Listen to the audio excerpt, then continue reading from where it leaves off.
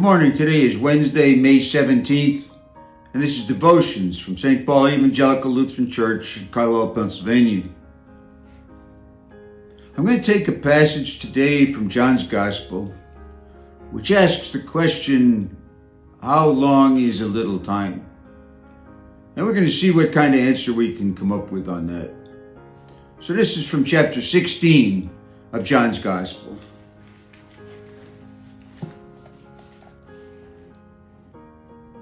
A little while, and you will no longer see me. And again a little while, and you will see me.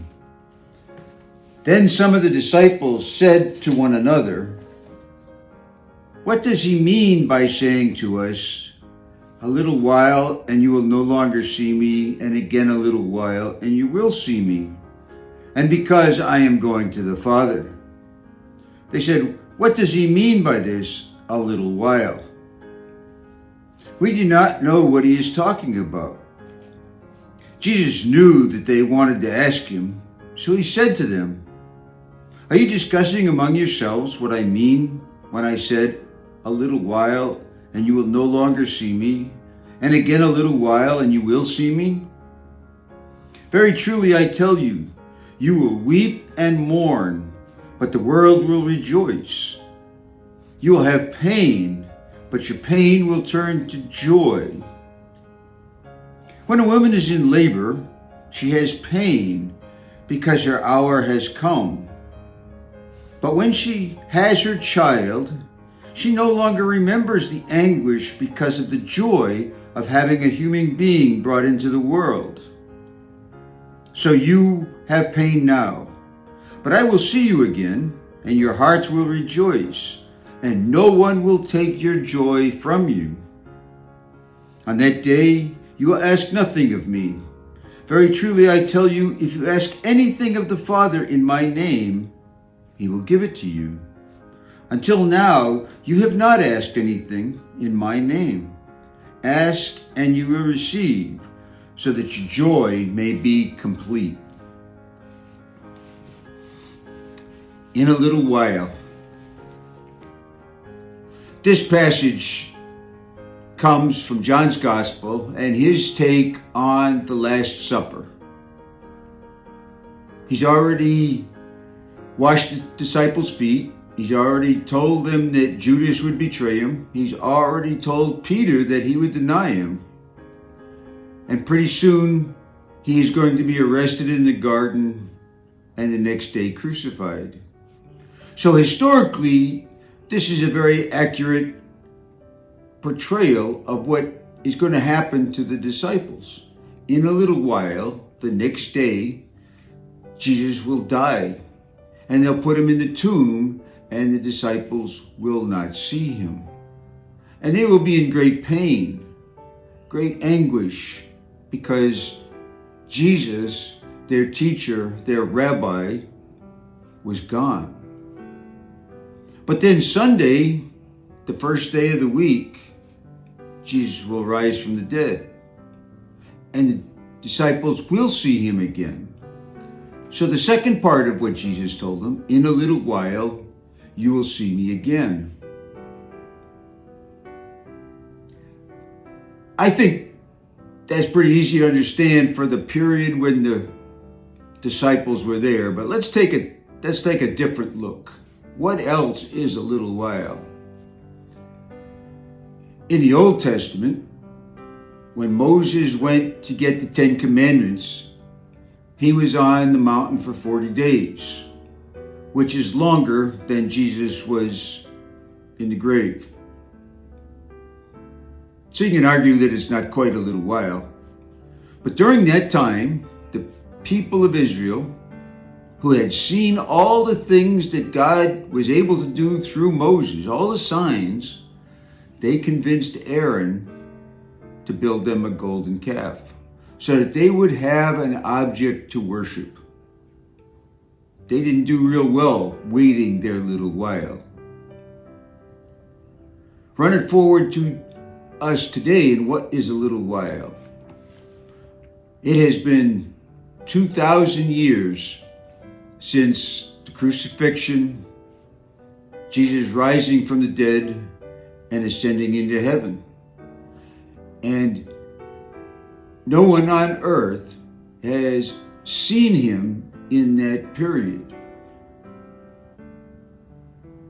And yet we believe that he's going to come again. So what is a little while to us? When will we see Jesus again? And in the meantime, how do we act? And we have a couple of examples here of a little while. Now, we have to see that there's a great difference between waiting a little while for Moses and waiting a little while for Jesus. They're very different personalities, very different powers that they have. But the people of Israel in the Old Testament didn't do real well. And they only had to wait 40 days. The disciples, waiting till the third day, saw Jesus again and rejoiced almost immediately. I think what we have to do is be more like the disciples. Even though it has been 2,000 years and there are serious temptations for us to act like the Israelites did when Moses was gone, we have to keep the faith that Jesus meant what he said, not just to the disciples, but to us too. And then we have to kind of remember we don't measure time the same way that God measures time. We don't think the same way that God thinks. And so 2,000 years may not be that long a period for God, and it may still be under his definition of a little while. And yet, we tend to be a very impatient crew, this human race. We want things and we want them now. I have even seen bulletin boards that say that very thing. And yet those are the things that are here and now, temporal, things not to be worshipped, not worthy of worship. Only Jesus and through Jesus, God are worthy of worship. And so we have to keep our eye on the ball and keep our eye on Jesus and expect that we will see him in a little while and not be led astray by the things of this world that are shiny and bright and useful and very nice to have, but not worthy of worship. This idea of a little while is very difficult for us because it's just not the way we want to live. We want it when we want it, and generally we want it right now. But Jesus is worth waiting for. Jesus is worth thinking about. Jesus is worth spending time with right now. And one of the great things is that we learned in this past week in the gospel, Jesus sent the advocate, the Holy Spirit, to help us through this period when we do not see him. So think about this idea of a little while. Try to define it in the same manner that Jesus did, that God does, and not the way we generally do as we live here on this earth.